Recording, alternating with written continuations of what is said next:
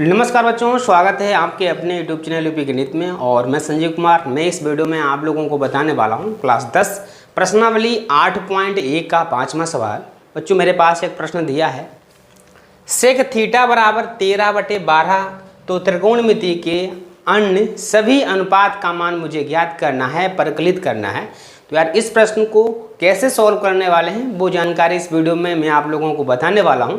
अगर आप लोग त्रिकोणमिति में कमज़ोर हैं, आप लोगों को समझ में नहीं आता है, तो यार इस वीडियो को देखने के बाद आपकी सारी समस्याओं का समाधान होने वाला है।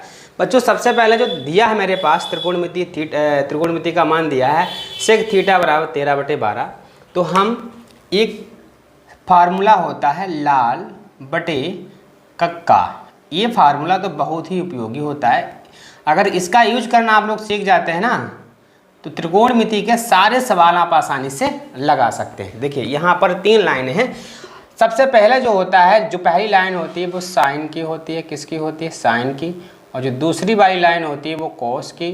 तीसरी वाली लाइन होती है वो टेन की। साइन का अगर फार्मूला आपसे पूछा जाए तो यल बटे के कह देना।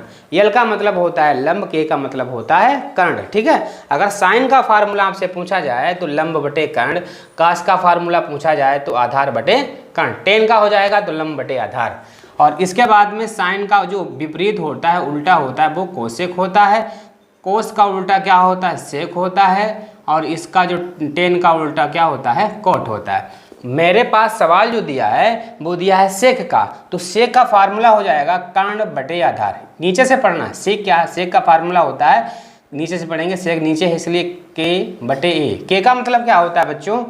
कर्ण होता है। तो लिखेंगे सेक थीटा बराबर कर्ण बटे आधार, कर्ण बटे आधार। ठीक है, सेक अगर सेक का मान दिया है तो ऊपर जो अंश में लिखा जाएगा वो कर्ण का मान होगा, जो बटे हर में दिया जाएगा वो आधार का मान होगा। तो सेक का जो मान दिया था ऊपर लिखा था वो कर्ण हो गया, जो नीचे लिखा है वो आधार हो गया। तो इसके लिए आपको एक समकोण त्रिभुज बना लेना है। तो मैंने यहाँ पर समकोण त्रिभुज बना लिया और यहाँ पर बच्चों थीटा दिया है। क्या दिया है? थीटा। तो इस कोने पर मुझे क्या कर देना है? थीटा लिख देना है। ठीक, इस कोने पर मुझे थीटा लिख देना है। नाम दे सकते हैं आप जो भी देना चाहें। मैंने दे दिया ए बी सी और ये हमारा क्या हो जाएगा? समकोण त्रिभुज हो जाएगा। त्रिकोणमिति में जब कोई त्रिभुज बनाएंगे वो हमेशा समकोण त्रिभुज ही मुझे बना लेना है। अब हमने अभी बताया है सेक बराबर, सेक में जो मान दिया है, जो ऊपर दिया है वो कर्ण का मान। तो इस त्रिभुज में कर्ण कौन सी भुजा? ए वाली हो गई, तो इसका मान हम रख देंगे 13। और जो बटे में दिया था वो आधार का मान, तो आधार भुजा ए है, इसका मान 12 दिया है। मुझे कौन सी भुजा बच्चों निकालनी है? मुझे लंब निकालना है। तो लंब आसानी से हम निकाल सकते हैं पाइथागोरस प्रमेय की सहायता से। ठीक है, तो लंब बराबर, लंब निकालने के लिए मुझे फार्मूला लगाना है। लंब स्क्वायर बराबर हो जाता है कर्ण स्क्वायर माइनस आधार स्क्वायर।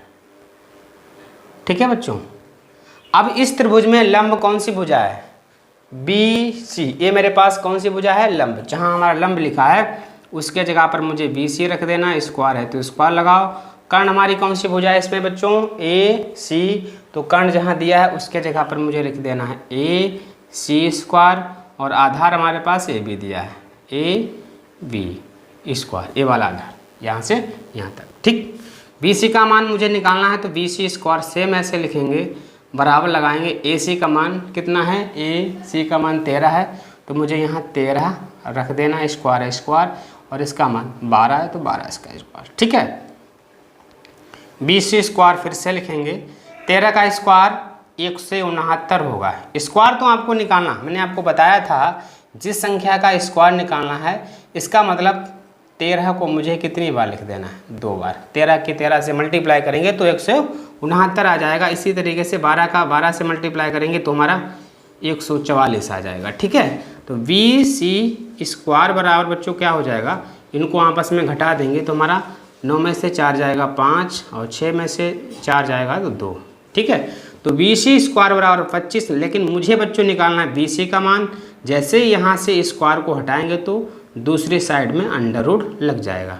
अंडर रूट का मतलब होता है वर्गमूल। तो इसके 25 का वर्गमूल बच्चों क्या होता है? 5 होता है। ठीक है, तो इसमें BC जो है वो हमारा कितना आ गया, 5 आ गया। समकोण त्रिभुज में तीनों भुजाएं अगर पता हो जाएं तो हम त्रिकोणमिति के जो अन्य अनुपात हैं वो हम आसानी से निकाल सकते हैं।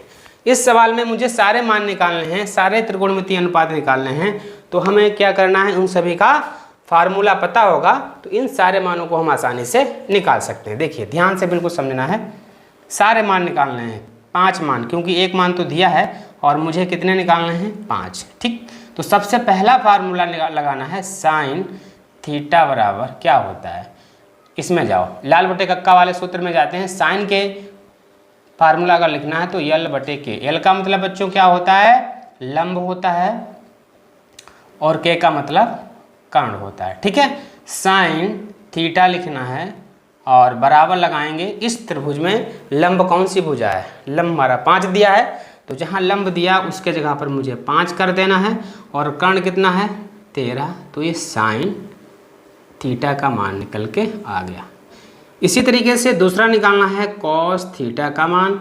बच्चों कॉस थीटा का मान फार्मूला एक बार बता दीजिए सभी लोग, क्या होता है साइन थीटा का फार्मूला। देखिए साइन थीटा का फार्मूला होता है, ये तो हो गया। कॉस थीटा का फार्मूला क्या होगा, कॉस के सामने जाएंगे नीचे ए बटे के होता है, ए का मतलब बच्चों हो जाता है आधार, और के का मतलब कर्ण।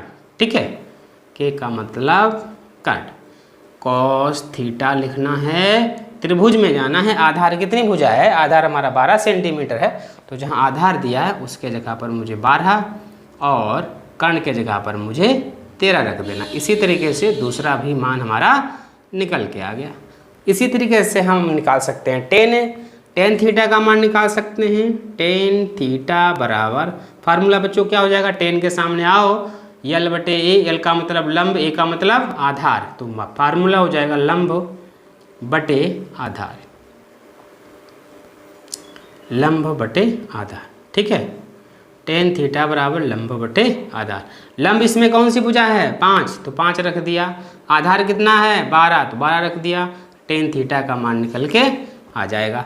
1 हो गया, 2 हो गया, 3 हो गया, अब बचा क्या, कोसेक थीटा बचा, तो कोसेक थीटा का मान भी इसी तरीके से निकाल सकते हैं। कोसेक थीटा बराबर फार्मूला बता दीजिए, के बटे यल, के का मतलब कर्ण होता है और यल का मतलब लंब होता है। ठीक है, कोसेक थीटा लिख देंगे, कर्ण कितना बच्चों दिया है इसमें, कर्ण कितना है 13, जहाँ कर्ण दिया है वो उसका मान रख देंगे, लंब का लंब के जगह पर मान रख देंगे, कोसेक थीटा का मान मेरा निकल के आ गया है। अब क्या बचा, सेक थीटा तो सवाल में ही दिया है, बच्चा है हमारे पास कोड थीटा, तो कोड थीटा का भी मुझे लिख देना है फार्मूला। कोड का फार्मूला आधार बटे लंब हो जाएगा, तो मैंने यहाँ लिखा फार्मूला आधार बटे में लंब। आधार का मान बच्चों कितना है 12 और लंब का मान कितना है 5, तो इसी तरीके से कोड थीटा का मान भी निकल के आ गया। तो यार इस तरीके से हम इस प्रश्न को आसानी से सॉल्व कर सकते हैं।